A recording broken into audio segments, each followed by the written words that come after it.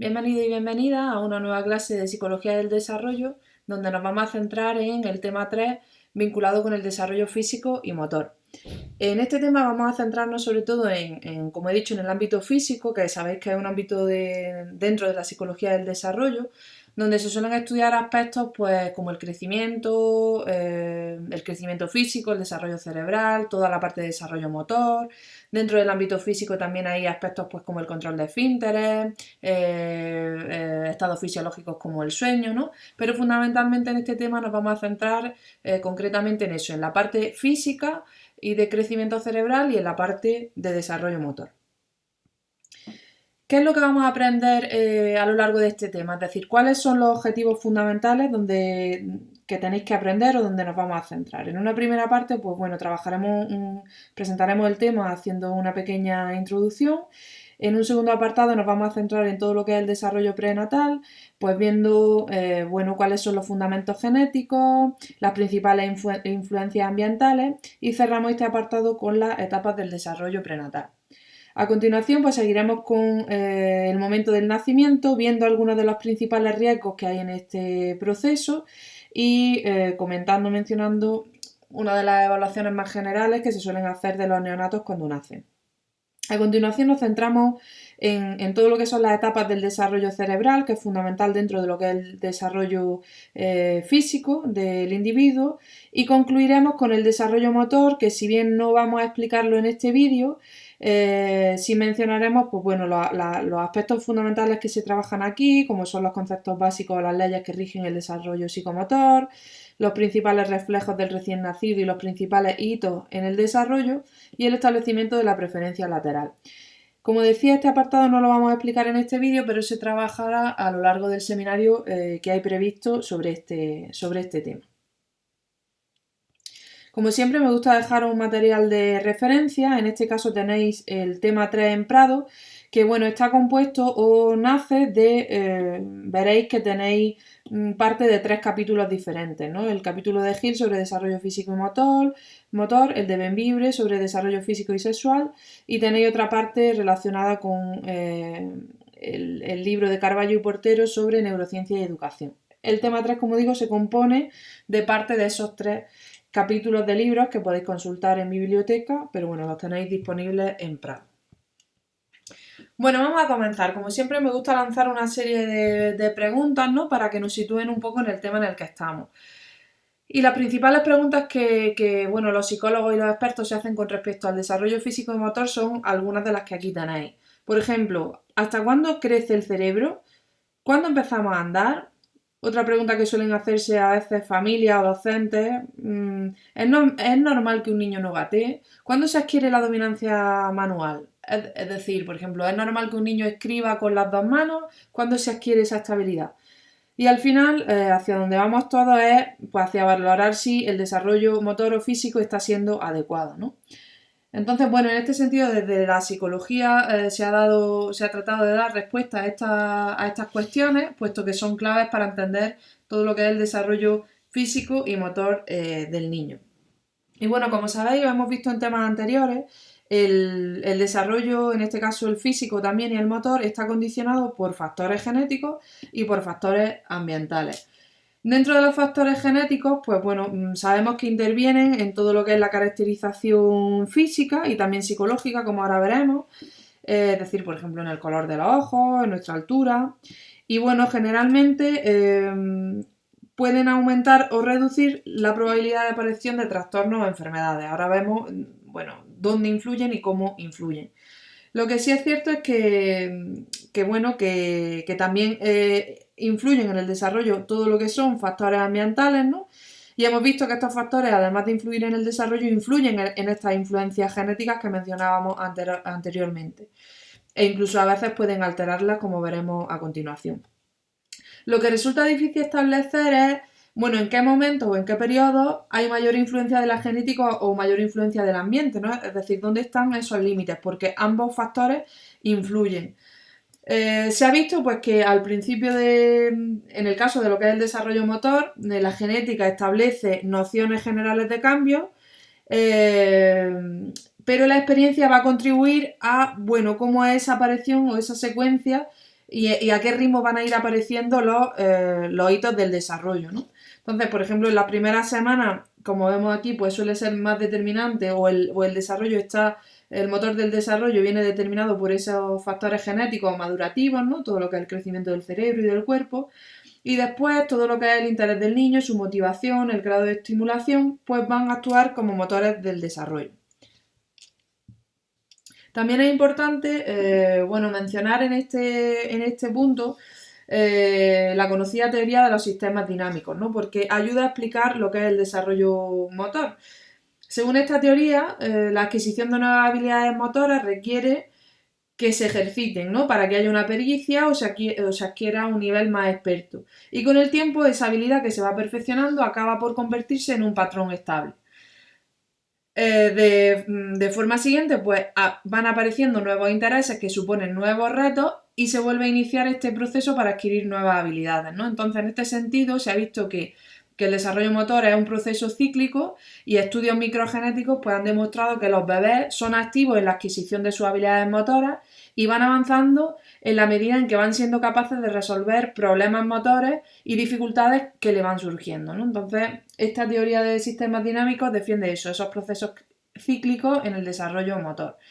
Por otra parte, también hay estudios transculturales, pues que han demostrado que todo lo que son las oportunidades tempranas de movimiento y los ambientes estimulantes van a contribuir al desarrollo motor y también se ha demostrado lo contrario, ¿no? Que ambientes pobres o ambientes poco estimulantes pues hacen que los hitos en el desarrollo psicomotor se vayan adquiriendo un poquito más tarde.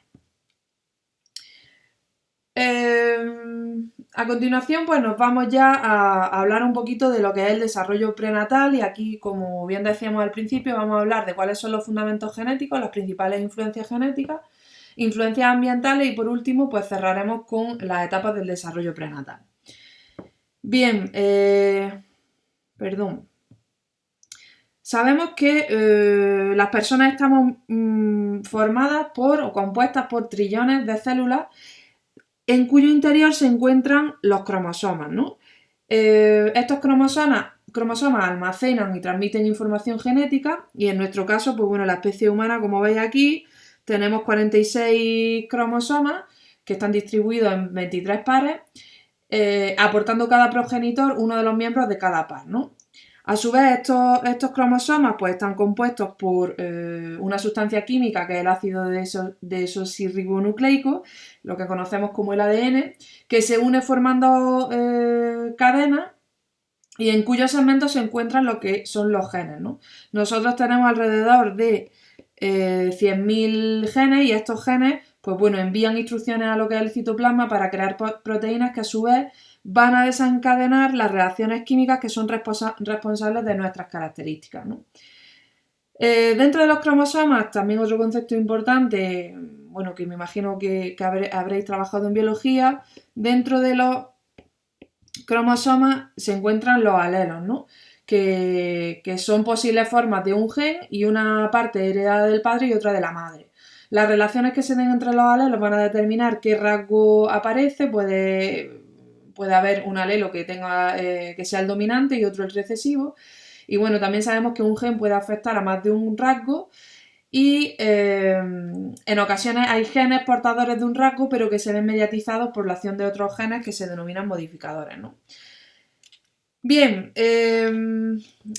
sabiendo un poco esas cuestiones básicas genéticas, tenemos que saber en qué, cómo influyen los genes y de qué manera eso se explica, ¿no?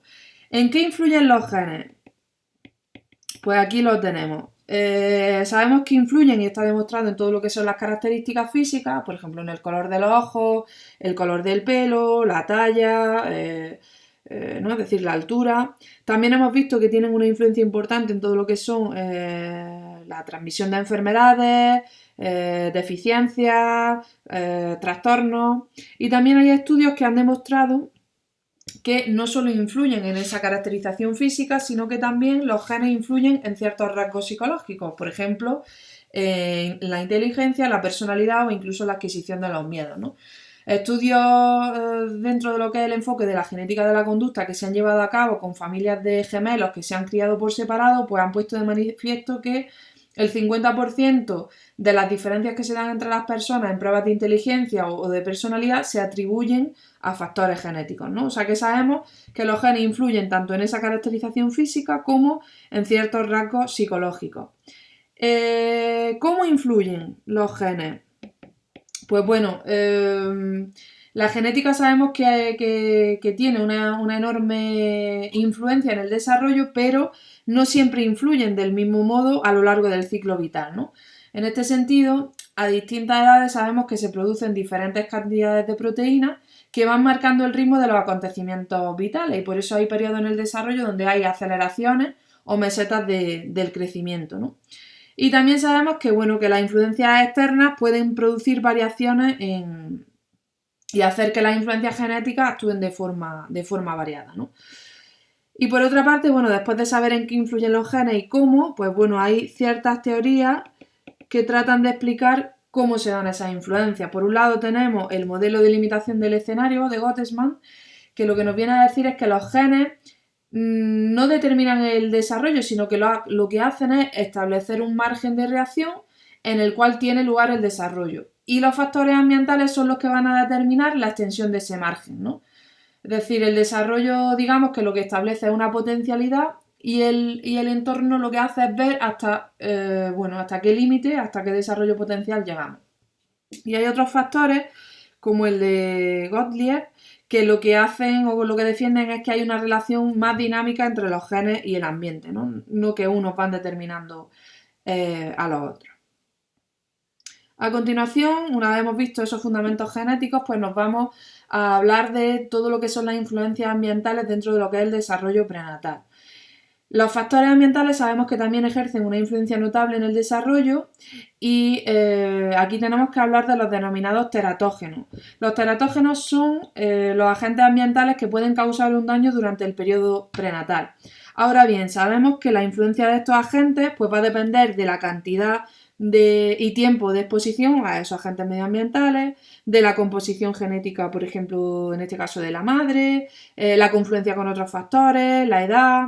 La alimentación de la madre durante el embarazo pues también es importante, el consumo de drogas, por ejemplo, se ha visto, aquí hablamos del tabaco, ¿no? Y se ha visto cómo tiene una relación con el bajo peso de los niños al nacer, el alcoholismo, que también produce daños irreversibles como problemas de atención, retraso mental o retraso en el crecimiento o la hiperactividad. También otro de los agentes teratógenos fundamentales es el consumo de fármacos sin prescripción médica de la madre durante el embarazo.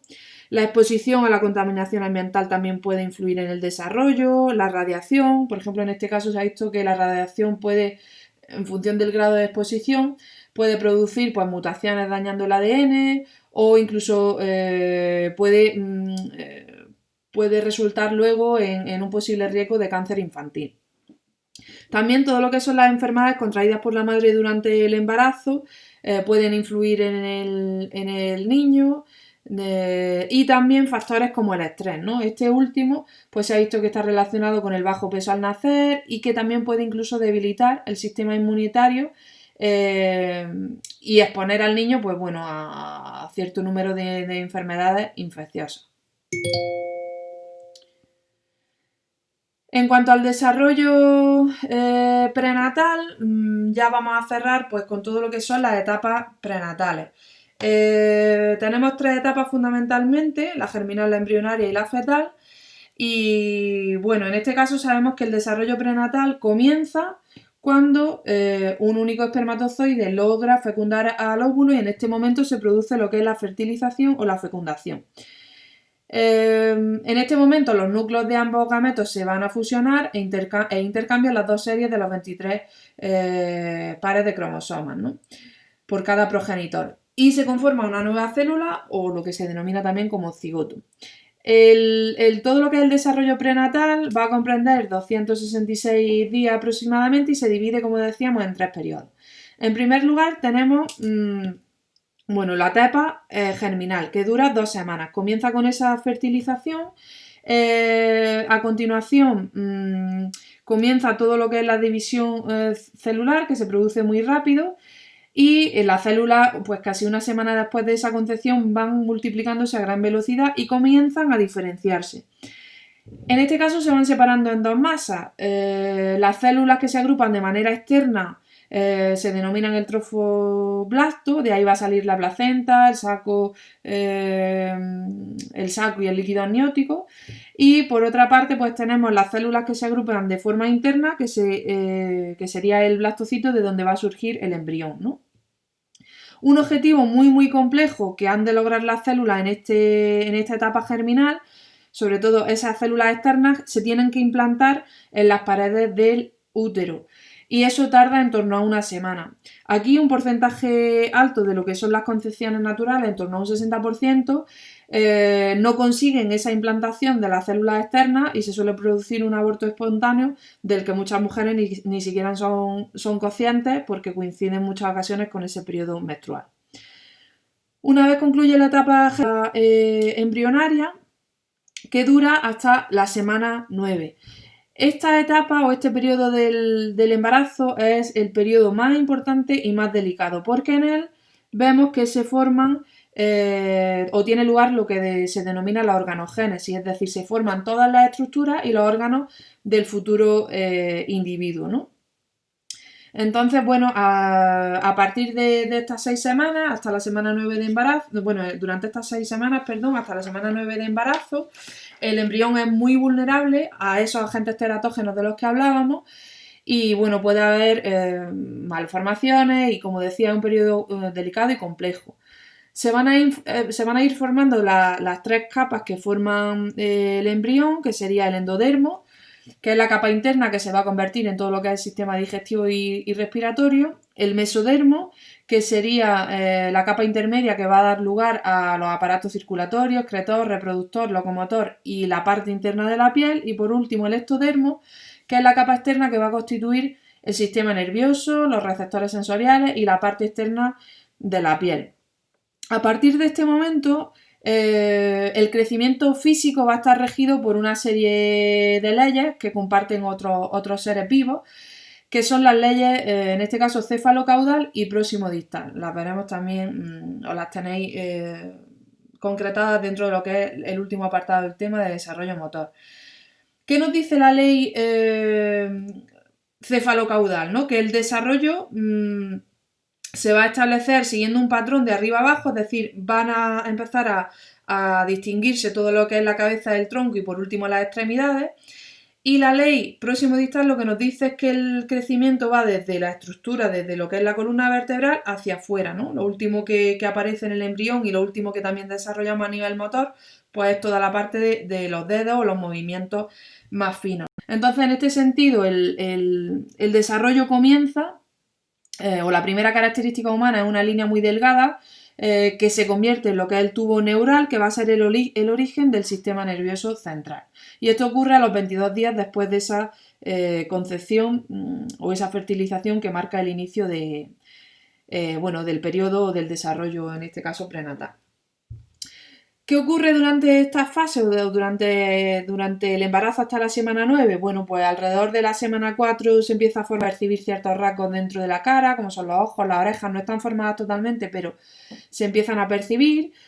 También se van formando las extremidades en torno a la semana 5 de embarazo. Y por último, al final de esta etapa, el embrión tiene todos los órganos y las partes del cuerpo, excepto los órganos sexuales, suele mover los brazos y las piernas y se empiezan a detectar los latidos, ¿no? También es importante saber que las células externas, que eran el trofoblasto, evolucionan en 3 grandes sistemas de soporte y mantenimiento de la vida del embrión, ¿no? El saco amniótico, la placenta y el cordón umbilical. Por último, dentro del desarrollo prenatal tenemos lo que es la etapa fetal, que comienza a partir de la semana 9 y finaliza, bueno, con el parto, ¿no? En esta etapa se completan todas las estructuras anteriores, ¿no? Se perfilan todo lo que son los rasgos de la cara, se desarrollan los ojos, todos los sentidos, ya se desarrollan también los órganos sexuales. Y bueno, es una etapa donde el feto ya en este caso aumenta mucho de peso y de tamaño. En torno al tercer mes, como podéis ver aquí, pues la piel ya está desarrollada, mueven los dedos, los pies. En torno al cuarto mes aparecen las uñas, las yemas, se empiezan a desarrollar mucho los sentidos y por tanto empiezan a recibir o a responder hacia cierta estimulación, por ejemplo, distinguen sabores, distinguen sonidos, ¿no? En torno al quinto mes, pues ya el feto tiene pelo en cabeza, pestañas y desarrolla también una capa que se conoce como lanugo, que es un vello fino que cubre todo el pelo y que desaparece pues un mes aproximadamente después del nacimiento. En torno al séptimo mes, pues ya aparecen reflejos en el niño, el feto es bastante maduro, bastantes posibilidades de que si ya se produce el parto en este momento, pues haya una alta tasa de supervivencia. En torno del sueño del niño y la madre ya transmite al feto todo lo que son los anticuerpos para que pueda estar el bebé protegido durante los primeros meses del sistema inmunitario. Y bueno, en el último mes se reduce mucho la actividad del feto, está ya colocado generalmente en posición y se prepara para ese momento del nacimiento. Y bueno, una vez cerramos esta etapa prenatal, nos vamos a el momento del nacimiento y algunos aspectos que son importantes a tener aquí en cuenta y que pueden determinar también el desarrollo de la persona. En primer lugar, tenemos que hablar de lo que son los bebés o los bebés pretérminos, que son aquellos que nacen antes de las 38 semanas que dura la gestación. Y por otro lado, tenemos que hablar del bajo peso. El bajo peso, hay niños que nacen con bajo peso, bien porque son prematuros, porque han nacido antes de tiempo, son bebés pretérminos, o porque han tenido problemas de crecimiento debido a X razones, o a factores genéticos, o a la influencia teratógena, etcétera, etcétera. Pero sí tenemos que saber cuáles son las características de los neonatos con bajo peso. Suelen tener bajo tono muscular, es decir, no tienen tensión en los músculos, no reaccionan con facilidad a la estimulación, hay una respuesta pobre en ese sentido y suelen ser desorganizados y difíciles de tranquilizar. Eso en el momento del nacimiento, ¿no? Y luego a la larga pues suelen ser niños, aunque muchos se desarrollan con normalidad, hay niños que puntúan menos en pruebas de inteligencia, a veces tienen menor nivel de atención o incluso presentan retraso escolar. Por otra parte, tenemos que hablar de otro de los riesgos en el momento del nacimiento, fundamentalmente, que sería la anoxia. La anoxia lo que supone es un déficit de oxígeno para el niño que se puede producir bien durante el embarazo, bien en el momento del parto o seguidamente después, ¿no? Aquí nos vamos a referir sobre todo a ese déficit que se produce, a esa anoxia que se produce durante el parto. Se sabe que los niños tienen un poco más de capacidad de oxígeno, de aguantar la respiración que los adultos, ¿no? Suelen aguantar en torno a 3 minutos, pero si esa falta de oxígeno dura más de 3 minutos puede haber un riesgo de daño cerebral y también se ha visto que la incompatibilidad sanguínea de la madre con el hijo puede provocar esta falta de oxígeno. En muchas ocasiones la falta de oxígeno se produce pues cuando ya está atravesando el canal del parto, ¿no? Hay presiones del cordón umbilical o dificultades justo en ese momento de la expulsión del feto, del niño. Y bueno, puede provocar consecuencias que la gravedad de esas consecuencias van a depender un poco de la cantidad o de lo grave que haya sido esa anoxia durante el parto. En muchas ocasiones suele haber consecuencias pues tanto a nivel de desarrollo intelectual e incluso del desarrollo motor. Hay muchos niños que superan esas dificultades. Por ejemplo, hay casos de niños que han sufrido una náusea durante el parto y tienen luego dificultades, por ejemplo, pues para mover una mano, ¿no? Tienen que hacer cierta rehabilitación. Esos niños pueden ir superando esas dificultades, pero hay otras situaciones más graves, pues que incluso a veces los daños llegan a ser irreversibles. Por otro lado, pues bueno, cerrar este apartado del nacimiento hablando un poco de lo que es la evaluación del neonato. Justo en el momento de nacer, pues el equipo médico y de enfermería suele evaluar la condición física del bebé con la escala APGAR, que mide 5 funciones básicas, ¿no? Para valorar esa condición física. Por un lado, el ritmo cardíaco, la respiración, el tono muscular, la respuesta a estímulos y el color de la piel. Una puntuación, se suele recibir una puntuación de 0 a 2 en cada una de estas escalas. Una puntuación de 7 o superior se considera que es adecuada y una menor puntuación, es decir, menos de 7, en torno a 6, pues requiere algún tipo de atención especial. En ocasiones esperan unos minutos para volver a realizar esta evaluación u otra serie de pruebas, pues ya más especializadas para valorar la condición física del niño o la niña.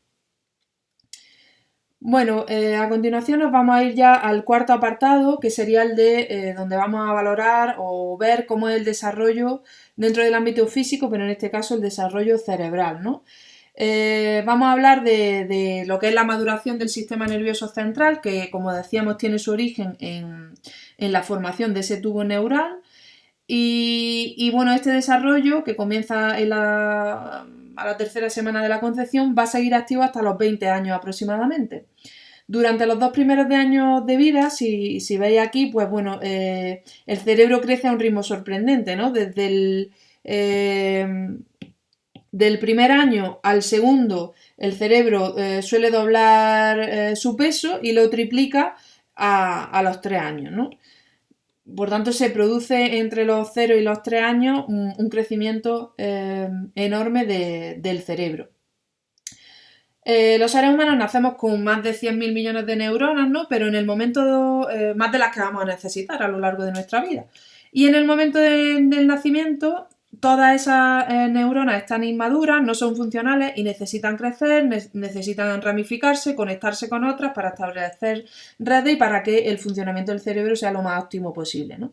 Entonces ahora vamos a ir viendo cómo se produce en distintas etapas ese desarrollo cerebral, sobre todo pues, en esta etapa del desarrollo infantil. Bueno, estas 3 etapas que tenemos aquí, perdón, vuelvo hacia atrás. Estas 3 etapas que tenemos aquí se producen antes del nacimiento. Estas etapas del desarrollo cerebral. La primera de ellas sería la neurogénesis o la etapa de proliferación, que ocurre durante los 5 primeros meses y es cuando se crean casi todas las neuronas que vamos a tener a lo largo de nuestra vida. Aunque también se ha demostrado que hay creación de neuronas después del nacimiento, la mayor parte se crean aquí, incluso como veis hay una fase embrionaria donde la velocidad de proliferación es enorme, ¿no? Incluso se llegan a producir 500.000 neuronas por minuto. Después de esta fase pasaríamos a la fase de migración celular, que es cuando, bueno, las neuronas una vez ya se han creado, justo después de esa neurogénesis, van a desplazarse hacia su ubicación definitiva, ¿no? Y bueno, esta etapa finaliza en torno a los 8 meses. Como decíamos, estas 3 se producen o se inician antes del nacimiento. Por último, nos vamos a la etapa de diferenciación celular, que bueno, aquí una vez ya digamos que las células se han desplazado a su lugar y están ubicadas en su destino, van a ir diferenciándose los distintos tipos de neuronas, ¿no? Y este proceso de diferenciación celular está casi completo en el momento del nacimiento. A continuación, estas fases que veis aquí se producen después del nacimiento. La primera etapa que tiene lugar después de este nacimiento sería la etapa de maduración neuronal, que esta etapa madurativa comprende el crecimiento, por un lado, de las prolongaciones neuronales, de los axones, de las dendritas y de la sinapsis de las neuronas. Aquí veis las distintas partes, ¿no? En esta imagen que tenéis aquí. Bien, se ha visto, o bueno, uno de los principales procesos que se da aquí sería el crecimiento de las dendritas. Las dendritas son estas terminaciones que veis aquí, y la dendrogénesis, que es el crecimiento de esta parte de la neurona, lo que permite es incrementar la superficie en que la neurona va a poder recibir contactos de otras neuronas, ¿no? Por otra parte, el crecimiento de los axones, lo que va a tener, este es el axón, lo vemos aquí, ¿no? El crecimiento de los axones lo que va a permitir es conectar con otras neuronas y va a crear circuitos y redes neuronales nuevas, ¿no? Y por último, el proceso de la sinaptogénesis, ¿no? Que implica el establecimiento de conexiones sinápticas entre neuronas. Si veis aquí están los botones sinápticos y estos botones lo que permiten es establecer conexión con otras neuronas y establecer, por tanto, redes neuronales que son básicas, ¿no? Para el crecimiento, para el aprendizaje. Entonces, bueno, lo que se ha visto es que el crecimiento en los primeros meses y años de vida de estas conexiones sinápticas es espectacular, ¿no? Se dice que el niño en esta etapa brota como un árbol, se crean muchísimas conexiones neuronales, billones de conexiones, más de las que el cerebro va a necesitar a lo largo de su vida y más de las que puede sostener. De hecho, veremos que ocurre en la etapa siguiente, ¿no? Entonces el niño, bueno, dispone en esta etapa, digamos, de muchas capacidades potenciales, aunque aún no está especializado, y eso va a ocurrir en la etapa siguiente. ¿Qué sería la etapa, como veis aquí, de la poda sináptica? ¿Qué ocurre aquí? La poda sináptica implica una muerte celular, pero en este caso es una muerte programada, o lo que se conoce como apoptosis, y está genéticamente programada. ¿Qué ocurre aquí? Pues que se hace una selección de esas sinapsis que se han creado previamente, que hemos dicho que eran más de las que necesitábamos, y se hace una selección para disminuir la densidad de conexiones, porque el cerebro no puede sostener tantas, y que de esta manera funcione de forma más eficaz, ¿no? ¿Qué ocurre aquí? Pues que todas esas conexiones sinápticas que hayan sido potenciadas y estimuladas en este periodo por el entorno van a ser conservadas y el resto se va a eliminar, ¿no? Va a haber esa poda sináptica o esa muerte celular que es programada. ¿Qué ocurre aquí? Pues que en torno a alrededor de los 2-3 años los niños todavía gozan de un exceso de conexiones neuronales y aún queda mucho proceso de poda sináptica por delante, pero en este momento es importante tampoco caer en la sobreestimulación, porque se ha comprobado también a nivel o dentro del campo de la neurociencia que esta sobreestimulación puede promover procesos de estrés oxidativo que van a dificultar el correcto desarrollo del cerebro y de los procesos cognitivos, ¿no? Entonces, bueno, es importante mantener el equilibrio entre qué conexiones o qué potencialidades del niño queremos estimular para que se conserven, pero tampoco caer en la sobreestimulación porque puede empobrecer el desarrollo del cerebro. Y bueno, la última etapa del desarrollo cerebral sería la de mielinización. La mielina, si lo veis aquí, son estas vainas que van recubriendo los axones y actúan como un aislante que acelera la transmisión nerviosa, ¿no? La transmisión nerviosa viene por los axones y al final concluye en los botones sinápticos que conectan con otras neuronas. Entonces este proceso es muy importante porque lo que va a facilitar es el procesamiento de la información, que la información se procese de forma rápida y veloz. Y este proceso de mielinización pues se produce desde los 3 meses hasta incluso los 30-40 años, ¿no?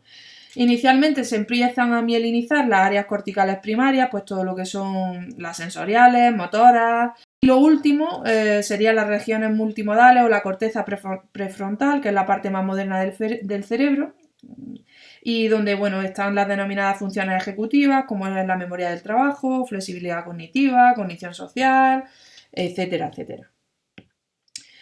Bueno, con estas tres fases que ocurren después del nacimiento, concluye lo que es el desarrollo cerebral. Y ahora sí vamos a repasar un poquito qué es lo que hemos visto hasta ahora. Nos hemos centrado sobre todo en la etapa del desarrollo prenatal, viendo esos fundamentos genéticos, las influencias genéticas, viendo en qué influyen y cómo influyen, ¿no? Y qué teorías lo explican. ¿Cuáles son las principales influencias ambientales en este desarrollo prenatal que marcan mucho cómo puede ser el desarrollo del bebé? Las etapas del desarrollo y luego nos hemos adentrado un poco en algunas dificultades o cuestiones importantes a tener en cuenta dentro de lo que es el proceso del nacimiento, cuando concluye esa etapa de gestación, ¿no? O esa fase de gestación. Y por último nos hemos centrado en valorar todo lo que es el desarrollo cerebral y el crecimiento del sistema nervioso central. Como decía al principio, el desarrollo motor lo podéis leer en el tema que tenéis colgado en Prado, pero lo vamos a trabajar fundamentalmente dentro de lo que es uno de los seminarios que hay propuestos para la asignatura. Y bueno, por último me gustaría cerrar con algunas cuestiones clave en las que tenéis que centrar vuestro estudio dentro de este tema, ¿no? Y sería o comprendería la respuesta a estas preguntas, es decir, cómo influye la genética y el ambiente en el desarrollo físico, cuáles son las etapas del desarrollo prenatal, qué riesgos para el desarrollo humano hay en el nacimiento, cómo se produce el desarrollo cerebral, qué leyes rigen el crecimiento, la ley cefalocaudal y la ley próximo-distal, cuáles son las principales áreas dentro del desarrollo psicomotor o los principales reflejos e hitos evolutivos del desarrollo psicomotor. Estas dos preguntas las daremos respuesta a ellas con esa última parte del tema, como decía. Y bueno, con esto concluye la presentación o el vídeo de este tema 3 de desarrollo físico y motor. Y os recuerdo que para la próxima clase, que será el lunes 9 de noviembre, porque entre medias tenemos un día festivo, conectaremos por Meet a través del enlace que tenéis colgado en Prado a las 6:30 para tener una clase síncrona en tiempo real. Muchas gracias por vuestra atención y espero que el vídeo os haya sido de utilidad.